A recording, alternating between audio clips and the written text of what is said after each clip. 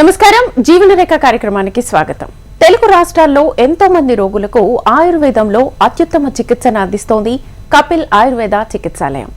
ఆయుర్వేద హాస్పిటల్లో కపిల్ ఆయుర్వేద మాత్రమే 50కి పైగా పడగలతో గత 5 సంవత్సరాలుగా ఇన్ పేషెంట్స్ కి అంకిత భావంతో సేవ చేస్తూ సుమారు 7,000కు పైగా అన్ని రకాల వ్యాధులకు సంప్రదాయ కేరళ పంచకర్మ చికిత్సను అందిస్తూ అందరి మన్ననలను పొందుతోంది. సంప్రదాయ ఆయుర్వేదిక పద్ధతిలో అనుభవజ్ఞులైన డాక్టర్ల పర్యవేక్షణలో రోగి వ్యాధులను తెలుసుకుని వాటిని శాశ్వతంగా నివారించేందుకు కృషి చేస్తోంది కపిల్ ఆయుర్వేద చికిత్సాలయం. వ్యాధులను బట్టి కాకుండా పేషెంట్ శరీర తత్వాన్ని బట్టి ట్రీట్మెంట్ ఇవ్వడంలో ప్రత్యేక స్థానంలో ఉంది. ఇవాల్టి మన కార్యక్రమంలో వృద్ధాప్యంకి సంబంధించిన సమస్యలతో బాధపడుతున్న రోగులకు సలహాలు ఇచ్చేందుకు కపిల్ ఆయుర్వేద చికిత్సాలయం నుంచి పంచకర్మ స్పెషలిస్ట్ డాక్టర్ టిఎన్ స్వామి గారు మనతో పాటు ఉన్నారు. మీ సందేహాలను తీర్చుకునేందుకు స్క్రీన్ మీద స్క్రోల్ అవుతున్న నెంబర్స్ కి కాల్ చేసి డాక్టర్ గారితో మాట్లాడొచ్చు. నమస్తే డాక్టర్ గారు. నమస్తే. సో వృద్ధాప్యం అనేది అనివార్యం, అది ఎవరికైనా వస్తుంది. ప్రధానంగా ఏ ఏజ్ నుంచి వృద్ధాప్యం అని తీసుకోవచ్చు మనం? అయితే ఇప్పుడు వృద్ధులలో ప్రపంచవ్యాప్తంగా వృద్ధుల సంఖ్య బాగా పెరుగుతుంది. అంటే కాకపోతే హెల్త్ అవేర్నెస్ మూలంగా కావచ్చు, వాళ్ళు తీసుకునే ప్రికాషన్స్ మూలంగా కావచ్చు. ఇంతకుముందు 60-70 పైబడిన వాళ్ళనే మనం వృద్ధులు అనేవాళ్ళము. ఇప్పుడు 80 దాటితే కానీ మనం వృద్ధుల్లోకి మనం తీసుకోవట్లేదు. అంటే దీనిలో 65 to 75 ఒక ఏజ్ గ్రూప్ లాగా వృద్ధాప్యంలో, ఓల్డ్ ఏజ్, యంగ్ ఓల్డ్ అన్నట్టు వీళ్ళు. తర్వాత ఏంటంటే ఓల్డ్ ఏంటంటే 75 years నుండి 85 years వరకు. 85 years తర్వాతనే వృద్ధాప్యంలోకి తీసుకుంటున్నాం మనం. సో ఈ వృద్ధాప్యం అనేది ఈ డిసీజ్ కాదు, ఇది మామూలుగా వచ్చే న్యాచురల్గా వచ్చే ప్రాసెస్. దీనివల్ల కాకపోతే ఏంటంటే వృద్ధాప్యంలో రిస్క్ ఫ్యాక్టర్స్ అంటే కొన్ని డిసీజెస్ రావడానికి ఆస్కారం ఎక్కువ ఉంటుంది.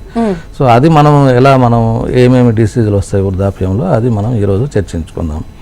మెయిన్గా ఏంటంటే ఇన్స్టెబిలిటీ, తర్వాత ఇమ్మొబిలిటీ, తర్వాత ఇన్కాంటినెన్స్ అంటాము, తర్వాత ఇంటెలెక్చువల్. ఈ 4 అనేది వృద్ధాప్యంలో ఎఫెక్ట్ అవుతాయి. ఇమ్మొబిలిటీ అంటే ఏంటంటే వృద్ధాప్యం రాగానే కొంచెం మోకాల నొప్పులు, కొంచెం బలహీనత కూడా ఏర్పడి ఏంటంటే వాళ్ళు ఎక్కువ దూరం కానీ ఎక్కువ ప్రయాణాలు కానీ ఎక్కువ ఇంటి బయటకు వెళ్ళడం కానీ ఉండదు. కాబట్టి అది ఒక ఇమ్మొబిలిటీ కింద తీసుకోవచ్చు. ఇన్స్టెబిలిటీ అంటే ఏంటంటే ఈ వృద్ధాప్యంలో పడిపోయే అవకాశాలు ఎక్కువ ఉంటాయి. అంటే వాళ్ళకు సరిగా బ్యాలెన్స్ ఆగకుండా, కోఆర్డినేషన్ లేకుండా, అడుగులు తడబడి కానీ, సరిగా ఒక రకంగా చెప్పాలంటే సరిగా కనిపించకుండా దేనికైనా తగిలి కానీ పడిపోయే అవకాశాలు ఉంటాయి. దానివల్ల మనకు ఇంజరీస్ ప్రాబ్లం ఏర్పడుతుంది. ఇన్కాంటినెన్స్ అంటే మనకు స్త్రీలలో కానీ పురుషులలో కానీ దానికి మూత్రంని మనం ఆపుకోలేకపోవడం దాన్ని ఇన్కాంటినెన్స్ అంటాము. అంటే యూజువల్గా అర్జెన్సీ అనేది ఎక్కువ ఉంటుంది. అంటే స్ట్రెస్ మూలంగా కంట్రోల్లో ఉండదు. సో దాని మూలంగా కొంత సఫర్ అవుతూ ఉంటారు. తర్వాత ఇంటెలెక్చువల్, ఈ 80 years 70 years దాటిన తర్వాతనే కొంచెం బ్రెయిన్ అనేది సింక్ అవుతూ ఉంటుంది, కొంచెం సెల్స్ కూడా డెత్ అవుతుంది, బ్రెయిన్ సెల్స్. దాని ఆల్జీమర్స్ డిసీజ్ అనేది ఇప్పుడు వస్తుంది. సో దాని మూలంగా ఏంటంటే వాళ్ళకి ఈ ఇంటెలెక్చువల్గా కొంచెం ఈ మెమరీ లాస్ అనేది, ఆల్జీమర్స్ డిసీజ్ అనేది బ్రెయిన్ ఇన్వాల్వ్మెంట్ ఉంటుంది, డిజార్డరు. దానిలో ఏంటంటే తొందరగా లాస్ ఆఫ్ మెమరీ, తర్వాత ఇన్కోహరెంట్ కానీ ఇన్కోఆర్డినేషన్ కానీ, అది సరిగా ఇప్పుడే ఏదో మాట్లాడతారు, ఓరియంటేషన్ కూడా కొంచెం డీవియేట్ అవుతూ ఉంటుంది, మాట్లాడింది సంబంధం ఉండదు ఒకదానికొకటి. తర్వాత తొందరగా ఇక్కడ ఇది పెట్టినాం వస్తువు, ఇది ఇక్కడ పెట్టినాం అనేది మర్చిపోతూ ఉంటారు. సరే ఇప్పుడు అది చిన్న ఏజ్లోనే వస్తుంది, బట్ యూజువల్గా ఏంటంటే మనకు ఆల్జీమర్స్ డిసీజ్లలో ఎక్కువ వచ్చే అవకాశం ఉంటుంది. ఇది మనకు ఈ ఓల్డ్ ఏజ్లలో ఈ 4. ఇది కాకుండా కూడా డెలీరియం డిమెన్షియా అనేది ఒక కంపల్సరీ ఇది వస్తుంది ఏజ్లో వచ్చిన తర్వాత. ఈ 2 కూడా బ్రెయిన్కి సంబంధించినవి. ఈ బ్రెయిన్ వీటి వల్ల ఏమవుతుంది అంటే వాళ్ళకు తొందరగా డెసిషన్ కూడా ఏముండదు, కొంచెం డిప్రెషన్లోకి వెళ్తూ ఉంటారు. హాలుసినేషన్స్ అని ఒక్కోసారి వాళ్ళంతా వాళ్ళే మాట్లాడుకుంటూ ఉంటారు. So depression in the sense ఎట్లా అంటే ఏజ్ రిటైర్మెంట్ లైఫ్ అని వచ్చిన తర్వాత కొంచెం ఇన్సెక్యూర్ ఫీల్ అవుతూ ఉంటారు, డిప్రెషన్లోకి వెళ్ళిపోతూ ఉంటారు. అంటే నన్ను ఎవరు పట్టించుకోవట్లేదు అన్నది కొంత. తర్వాత ఇంకా చాలా కారణాలు కూడా మనకు డిప్రెషన్లోకి వస్తాయి, అది తర్వాత చర్చించుకుందాం. అలాగే ఇంకా ఈ ఓల్డ్ ఏజ్లో వచ్చేది ఏంటంటే మనకు రెగ్యులర్ డిసీజెస్ కూడా, డయాబెటీస్ కానీ, హైపర్ టెన్షన్ కానీ, హార్ట్ ప్రాబ్లమ్స్ కానీ, తర్వాత మగవాళ్ళలో అయితే మనకు బినైన్ ప్రోస్టేట్ హైపర్ట్రోఫీ అని ప్రోస్టేట్ గ్లాండ్ ఎన్లార్జ్ మూలంగా ఏమవుతుంది అంటే వాళ్ళకి ఇన్కాంటినెన్స్ అనేది వస్తూ ఉంటుంది. అంటే మాటికి మూత్రం వెళ్ళాల్సి వస్తూ ఉంటుంది, రాత్రి కూడా ఎక్కువసార్లు మూత్రానికి లేవాల్సి వస్తూ ఉంటుంది. అలాగే కంట్రోలింగ్ ఉండదు, ఆడవాళ్ళలో కూడా కంట్రోల్ ఉండకుండా కొంచెం ఈ బ్లాడర్ ప్రాబ్లమ్స్ మొదలవుతాయి ఈ ఏజ్ లోపల. కొంత స్త్రీలలో మెనోపాజల్ ఈ ప్రాబ్లమ్స్ కూడా ఏజ్ స్త్రీలలో కూడా వస్తూ ఉంటాయి. తర్వాత ఏంటంటే ఇప్పుడు ఆర్థరైటిస్ అవి కూడా మొదలవుతాయి. అంటే వాళ్ళు అది కొంచెం ప్రికాషన్స్గా ఉంటే పర్వాలేదు, కానీ ఒబేస్ ఉన్న వాళ్ళలో కొంచెం తొందరగా వచ్చే అవకాశాలు ఉంటాయి. దాని మూలంగా ఏంటంటే వాళ్ళు ఎక్కువ స్టెప్స్ ఎక్కలేరు, నడవలేరు.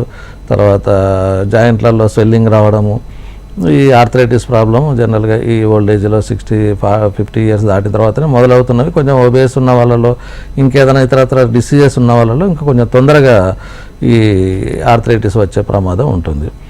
అలాగే స్లీప్ డిజార్డర్ కూడా, ఈ నిద్ర కూడా సరిగా పట్టదు. అంటే ఈ ఏజ్ లోపల సరిగా నిద్ర పట్టకపోవడం అనేది ఒక ప్రధాన సమస్య.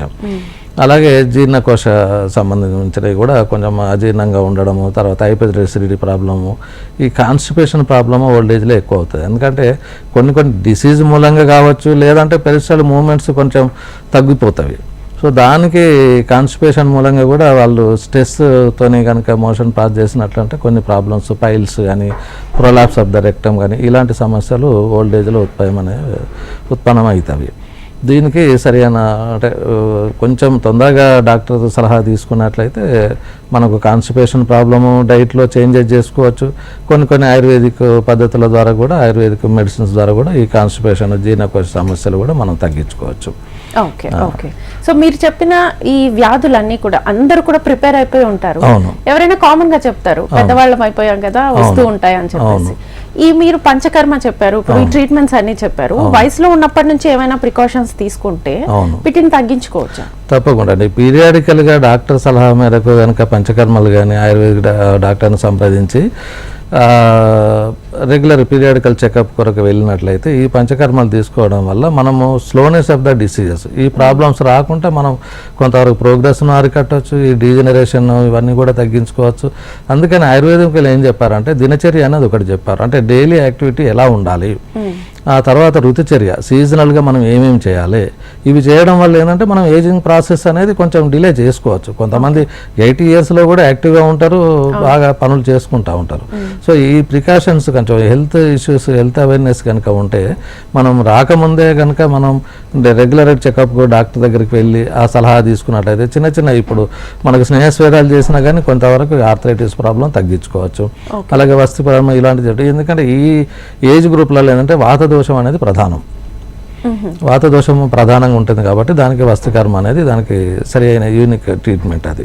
సో అది తీసుకోవడం వల్ల ఏంటంటే కొన్ని సమస్యలు రాకుండా, వెన్నుపూస మొక్కల సమస్యలు కానీ, లేదు ఆర్థరైటిస్ సమస్యలు కానీ, ఇంకా కొన్ని సమస్యలకు అది మనం తగ్గించుకోవచ్చు. అంటే ముందే కనుక మనం రెగ్యులర్గా ఇవి తీసుకున్నట్టు దినచర్య కానీ, ఋతుచర్య కానీ, ఎందుకంటే దినచర్యలో కూడా మనం ఎప్పుడు లేవాలి, ఏం తీసుకోవాలి, ఏం ఆహారం తీసుకోవాలి, ఏమేమి పనులు చేయాలి, ఎప్పుడు మనం నిద్రపోవాలి, ఎప్పుడు మేలుకోవాలి, ఆ సీజనల్గా ఎలాంటి డైట్ తీసుకోవాలి, ఏ సీజన్లో ఎలాంటి, ఇప్పుడు సీజనల్ ఫ్రూట్స్ వస్తూ ఉంటాయి, సీజనల్ డైట్ ఉంటుంది, అవన్నీ పాటించేది ఉంటే మనం we can postponement or ageing ప్రాసెస్ను మనం డిలే చేసుకోవచ్చు. ఎందుకంటే మనకు దినచర్య లోపలనే మనకు అభ్యంగం చెప్పారు, అంటే శరీరానికి ఆయిల్ రాసుకోమని, అలాగే కంట్లో మనకు ఆయిల్ వేసుకోమని, ముక్కులలో ఆయిల్ వేసుకోమని, చెవులలో ఆయిల్ వేసుకోమని. దీని మూలంగా ఏంటంటే సెన్స్ ఆర్గన్స్ అన్ని కరెక్ట్గా పనిచేస్తాయి. ఎందుకంటే ఓల్డ్ ఏజ్ రాగానే ఫస్ట్ థింగ్ చూపుకి మందగిస్తుంది, ఆ తర్వాత డెఫ్నెస్, ఇయర్స్ పని చేయకుండా పోతుంది.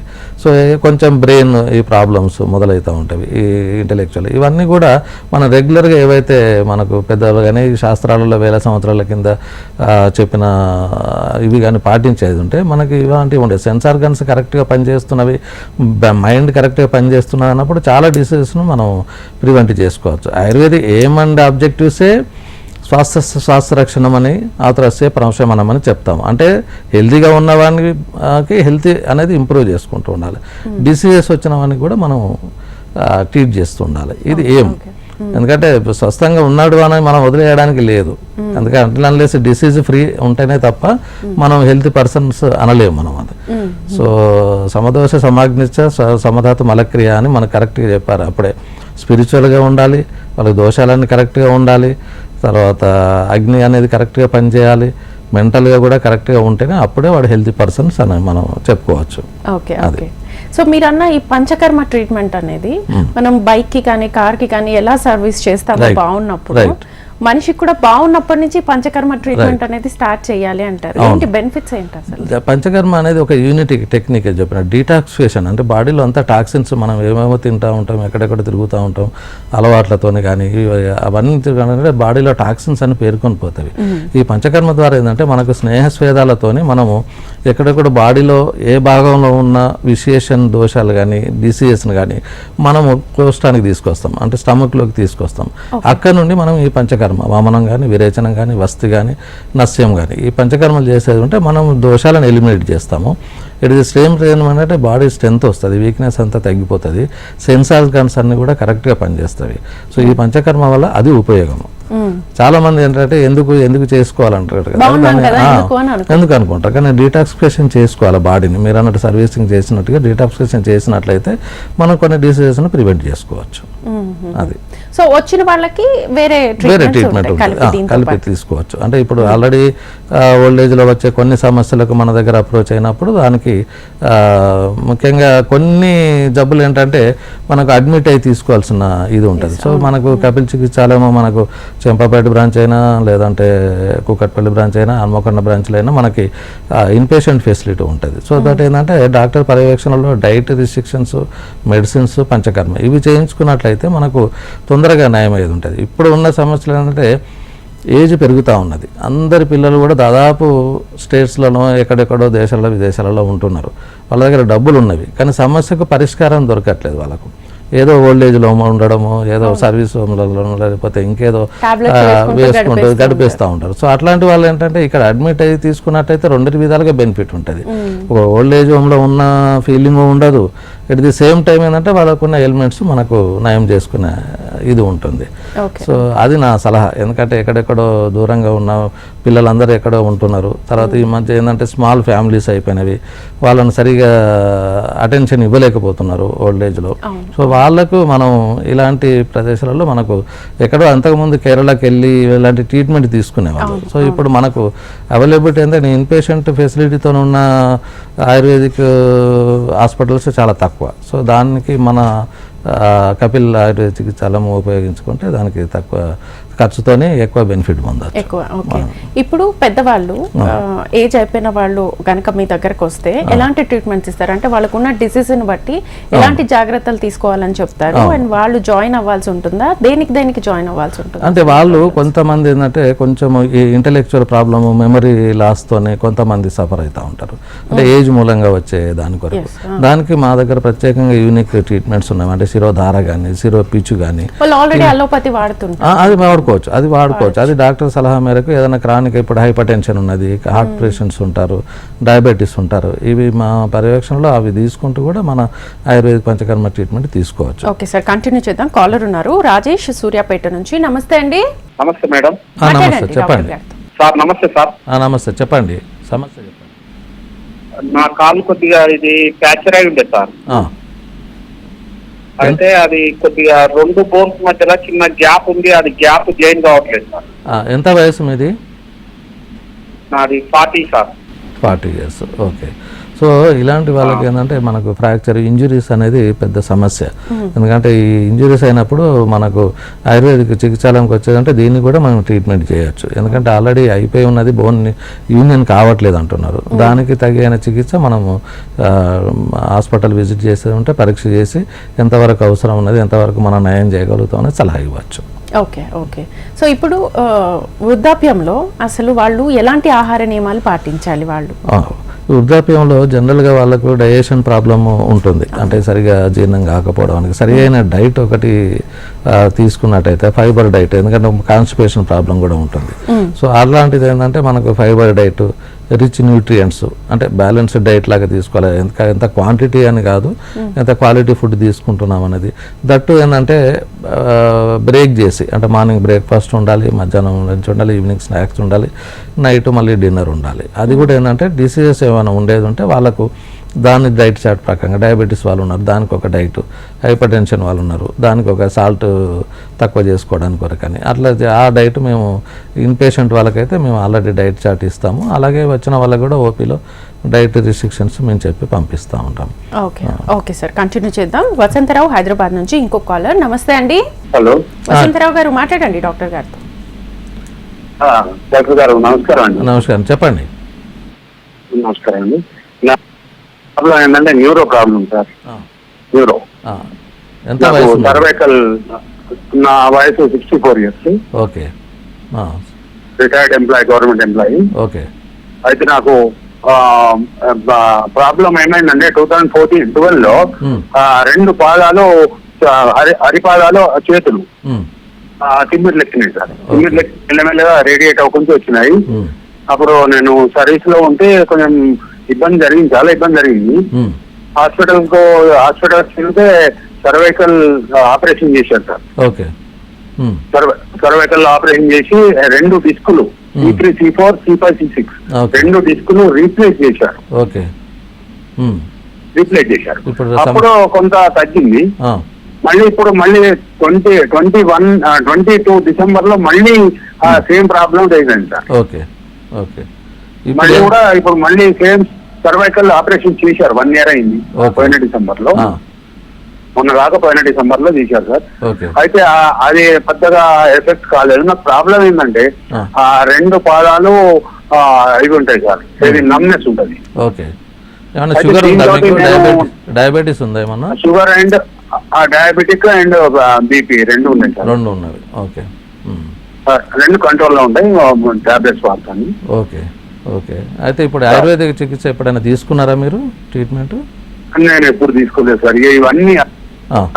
ఇవన్నీ కూడా ఇప్పుడు మీకు పోస్ట్ ఆపరేటివ్ కూడా అంటే ఆపరేషన్ చేసిన తర్వాత కూడా ఈ సమస్యలు ఉత్పన్నమవుతున్నాయి. ఈవెన్ నీ రీప్లేస్మెంట్ అయిన వాళ్ళకి, స్పైనల్ ప్రాబ్లమ్ ఇట్లా లామినెక్టమ్ అయిన వాళ్ళకి ఈ సమస్యలు మళ్ళీ ఉత్పన్నమవుతున్నాయి. ఇది కాకుండా ఉండాలంటే మనకు ఆయుర్వేదిక్లో మనకి స్పెసిఫిక్ ట్రీట్మెంట్స్ ఉన్నవి, గ్రీవవస్థి అని, కటివస్థి అని, స్పైన్ ప్రాబ్లంకి అలా చేయడం వల్ల ఒకటి. తర్వాత డయాబెటీస్ కూడా కంట్రోల్లో ఉండుకోవాలి. ఎందుకంటే ఇప్పుడు ఓల్డ్ ఏజ్లో ఇది కూడా ఒక ప్రాబ్లమ్ ఏంటి, పెరిఫెరల్ న్యూరోపతి అని, అంటే మనకు స్పర్శ అనేది కొంచెం తక్కువ ఉంటుంది ఈ డయాబెటీస్ వల్ల. కానీ ఓల్డ్ ఏజ్లో కూడా పాదాల దగ్గర కానీ అది కేర్ తీసుకోవాల్సి వస్తుంది. సో అది దానివల్ల మనం కొంచెం ఈ ఇంజురీస్ కాకుండా చూసుకోవచ్చు. అట్లాగే ఇప్పుడు అతను చెప్పిన సమస్యకైతే మనం ట్రీట్మెంట్ మన బ్రాంచ్లలో కూడా అన్ని దగ్గర మనకు అవైలబుల్ ఉన్నది.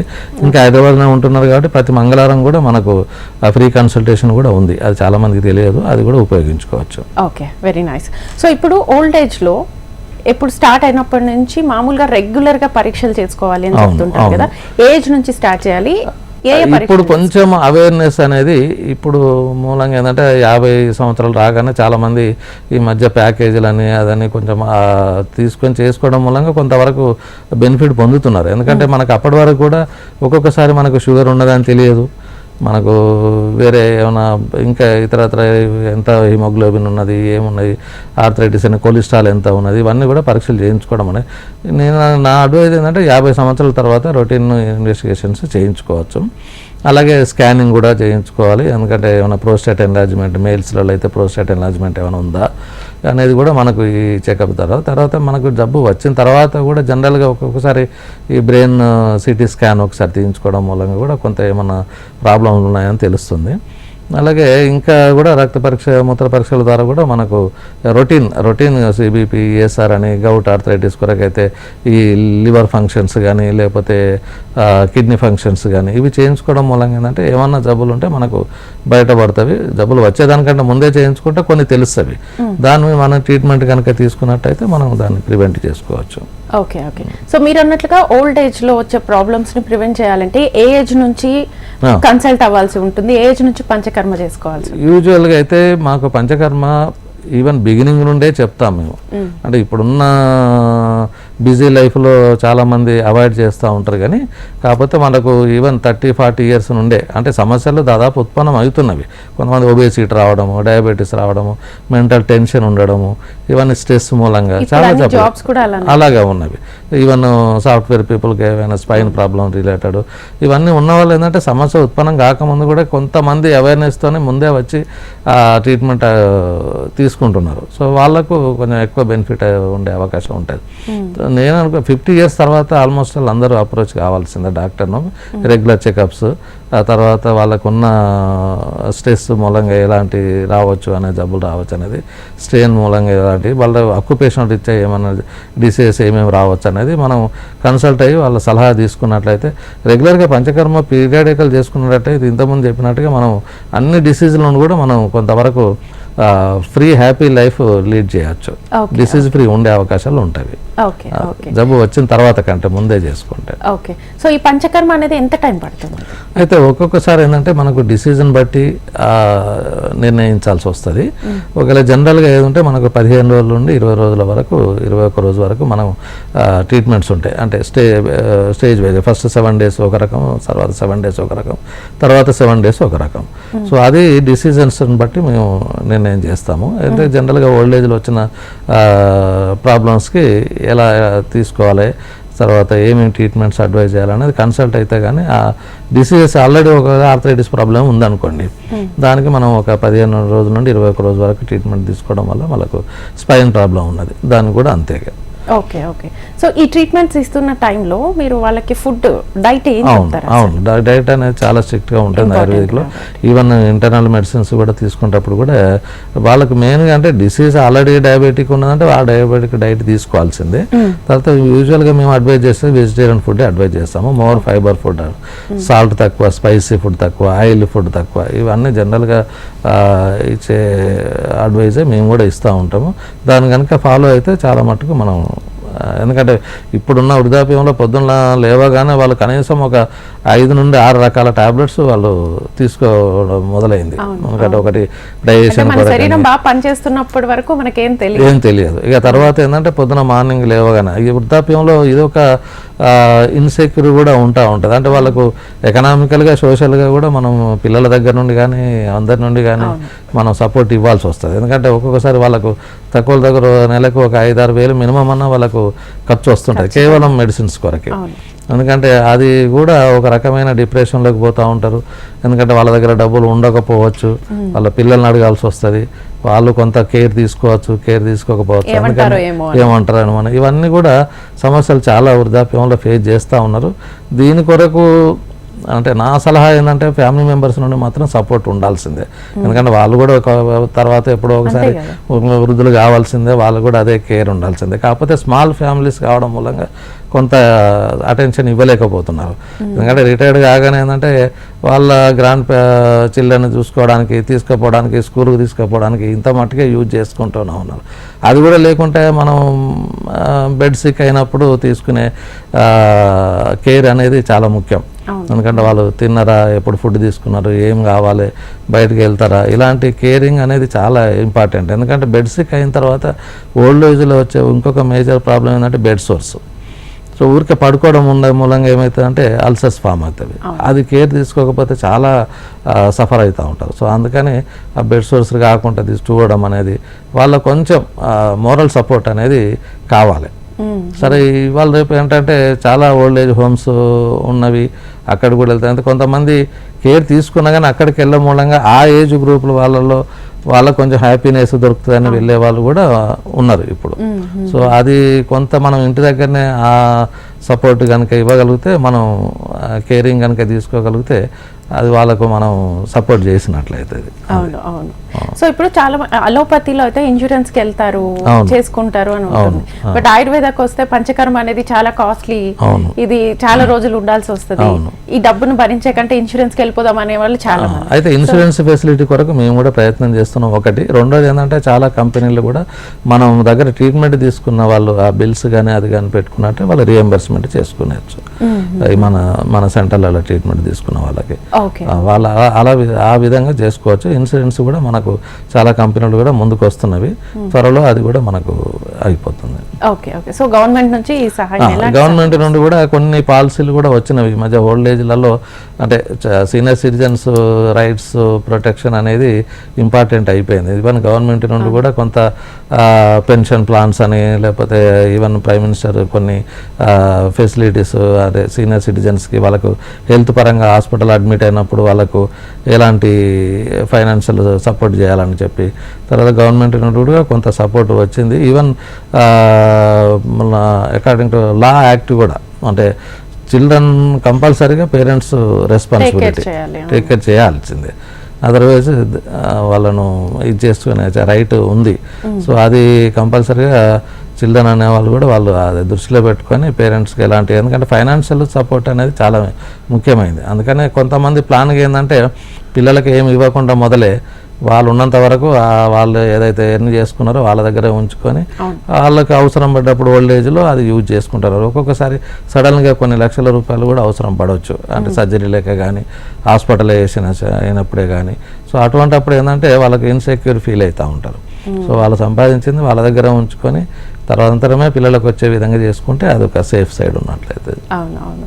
సో చాలా మందిలో ఒక అపోహ ఉంది డాక్టర్, ఆయుర్వేదం అంటే వేడి, హీట్ అయిపోతారు, బాడీ హీట్ అవుతుంది అని చెప్పేసి. అది నిజమేనా? ఏంటి ఎందుకు అలా? అది కొన్ని మెడిసిన్స్ మూలంగా వాళ్ళకు హీట్ అయ్యే అవకాశం ఉంటుంది. అంటే కొన్ని గోల్డ్ మెడిసిన్స్ ఉంటాయి, కొన్ని అది ప్రికాషన్స్ తీసుకుంటే దానివల్ల ఎలాంటి ఇది ఉండదు, ఇబ్బంది ఉండదు.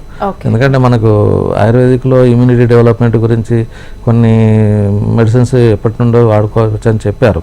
సో కాకపోతే ఏంటంటే కొంతమందిలో అపోహ, అంటే అపోహ అని కాదు, మీరు క్వాలిఫైడ్ డాక్టర్ దగ్గరికి వెళ్ళినప్పుడు ఆయన అన్నీ వాళ్ళకు ఏ దోష ప్రధానంగా ఉన్నది, ఏ మెడిసిన్స్ ఇస్తే వాళ్ళకి హీట్ కలగదు, ఒకవేళ హీట్ కలిగినట్లయితే దాన్ని అనుపానంగా ఏం తీసుకోవాలి, ఏ మెడిసిన్ యాడ్ చేయాలి, ఇదంతా కూడా మాకు ఒక 5 సంవత్సరాల కోర్సులో మాకు ఇదే చెప్పేది. అందుకనే వీలైనంత మటుకు క్వాలిఫైడ్ డాక్టర్ దగ్గరికి వెళ్ళి మనం చెకప్ చేయించుకున్నట్లయితే ఈ వేడి అనేది సమస్య ఉత్పన్నం కాదు.